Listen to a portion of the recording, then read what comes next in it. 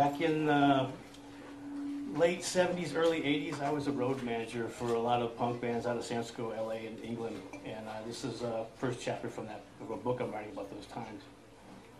And the name of this is It's Awfully Late for Patty Mitchell. I wake up in a bedroom, not just any bedroom. It's a little girl's bedroom, with Echo and the Bunnyman Duran Duran posters on the walls. There's cute stuffed animals, a Hello Kitty bedspread, and a framed picture of a baby monkey dangling from a tree limb with "Hang in there" written across the bottom. There's also a studded leather jacket and Doc Martens on the floor mixed with my clothes.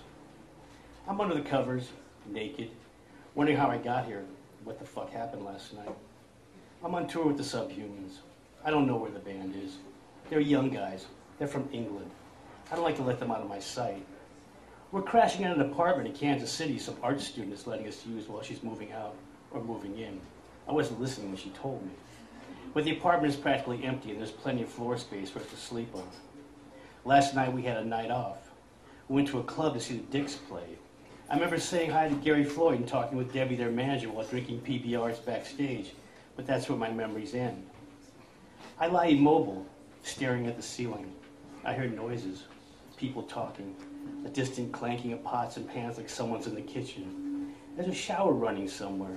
I think I hear a radio. I'm getting nervous. I don't want to get up. I'm afraid to get out of the room. My head is splitting. I need drugs. I need a cigarette. I gotta take a piss. There's a window next to the bed. I reach over and push back the curtains.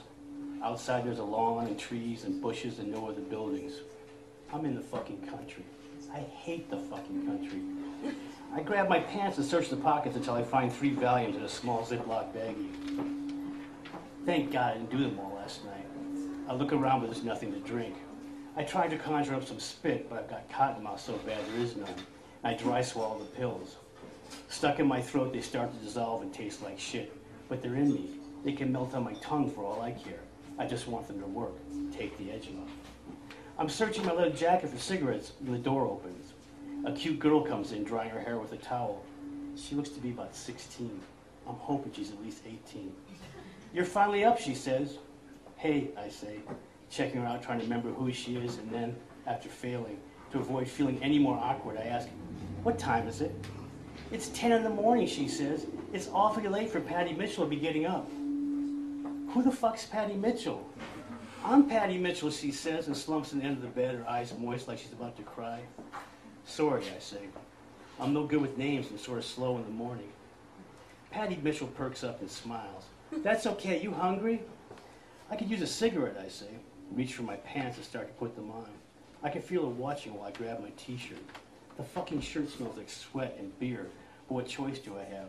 So I slip it over my head. Where are we, I ask. My house, says Patty. Your house, I repeat, and then feel better, like possibly this is her house. Maybe she has roommates who are out there doing things that roommates do. Where's your house, I ask. Shawnee Heights, Kansas, she says. I have no fucking idea where Shawnee Heights, Kansas is. I was in Kansas City, Missouri last night. I'm wondering if I drove here. I'm wondering if I've driven an underage girl across state lines. I'm wondering if we had sex. I'm thinking we did. I'm afraid to ask. I'm thinking of the Mann Act of Chuck Berry getting nailed for transporting a 14-year-old girl across state lines for purpose of immoral acts and going to jail for 2 years at the height of his career. Did I drive here, I say to Patty? Yeah. Excuse me. Yeah, she said. You were so wasted, I was amazed you could. Now I'm feeling better. Screw the Mann Act. I have the van. I can escape. Come on, I'm hungry. Let's go eat, says Patty. There a restaurant nearby? I ask, hoping to get out of here and head back to find the band. Don't need a restaurant, she says. Mom's cooking. I'm suddenly very nervous, and then the Valiums kick in. The hallway is dark. There's deep pile green shade carpet and wallpaper with big pink flowers. I see the bathroom and tell Patty, I gotta take a piss, but don't go anywhere. Don't leave me alone. The bathroom is blue. I mean, every fucking thing is blue. Tiles, walls, towels, even the goddamn hand soap. There's some blue doily-ass curtains and one of those annoying carpeted toilet seat covers you have to hold up or else it'll fall down. I check myself out in the mirror. I'm a fucking mess. My hair is all over the place, sticking out in different directions. There's a darkness under my eyes. I look gaunt, but I like that. Last night was the first real sleep I've had in weeks. I lift the blue carpeted toilet seat and take a piss. The stench of my unwashed body envelops the room, killing the air freshener. I could use a shower. Instead, I just run some water in the sink, splash my face, and spike my hair with some of the blue liquid hand soap. The hallway's empty. Patty is gone. I hear noises at the end of the hall. There's people talking. I think I hear Patty's voice. I walk into the kitchen. A woman stands at the stove frying sausages. She's wearing skin-tight leopard print capris, a frilly apron, and high heels. Her hair's big, ratted out, bleached blonde. A tough-looking older guy sits at the table, reading a newspaper. A cigarette dangles from his lips, and he doesn't even look up or acknowledge I'm there. Next to him is a kid in a football jersey. He's clocking me heavy. He sneers. Patty is nowhere to be seen. The woman turns with a frying pan in her hand. "Oh, you must be Patty's friend," she says. Everyone looks at me. "You hungry?" she asks, spatula poised in midair. "I could use a cigarette," I say. "Hank," the woman yells, "give Patty's friend a cigarette." Hank lowers his paper and looks at me. He looks like a cop or a DEA agent. He's a fucking badass, or at least he used to be. "Here," he says, and tosses me a pack of Marlboros. I fucking hate Marlboros, but what the hell? "Got a light?" I say, and pull one free of the pack. He slides a brass Zippo my way, and I spark up. When I push the lighter back, I notice Semper Fi etched to the side. "Sit," says the woman, indicating a chair at the table. I reluctantly take a seat by Sneering Boy. I'm wondering what I got myself into. Is this some sort of demented Leave It to Beaver sitcom? And where the hell is Patty? "You in a band?" asks Sneering Boy. "Work for a band," I say, and notice Dad as he raises an eyebrow. "What do you mean, work for a band?" says Dad. "I'm a road manager. I manage bands while they're on tour." "You make money doing that?" he asks.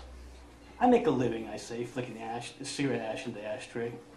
"How much is making a living?" he says, and looks at me all intense. I have to think about this. Like, how much do I really make? Somewhere around $300 a week, but which barely pays for a maintenance heroin habit. Although I also have buy a lot of pills, and then there's occasional speed for long drives and bad food at truck stops. I don't live anywhere. I don't pay rent. I drink free at clubs. My overhead is sort of low. $30,000 a year, I lie.